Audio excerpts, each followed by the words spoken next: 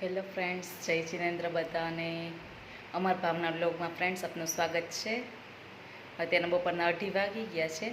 હવે હું જમવા બેસું છું. આજે જમવામાં બનાવ્યું છે ગુવારનું શાક, રોટલી, કાકડી અને લાલ ચટણી. સો ચાલો મારી સાથે જોઈન કરો ફ્રેન્ડ્સ બપોરનું જમવા માટે.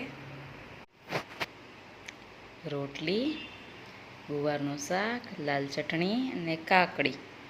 સો આટલું છે. ઘણા લોકોને એમ થતું હશે બપોરના દાળ ભાત નથી બનાવતી, પણ અમે હોય 2 જણા, કાં અમને દાળ ભાત જોઈએ કાં શાક રોટલી જોઈએ. એમ મોસ્ટ ઓફ તો અમારે ટિફિન માટે શાક રોટલી જ જોતી હોય ટિફિન માટે, એટલે અમે બપોરના તો શાક રોટલી જ બનાવીએ. એવું હોય ને તો મગ ભાત છે કે દાળ ભાત છે એવું બધું અમે સાંજે બનાવતા હોય છે.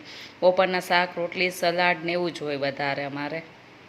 સો ચાલો ફ્રેન્ડ્સ, બપોરનું જમવા અમારા સાથે જોઈન થઈ જાઓ.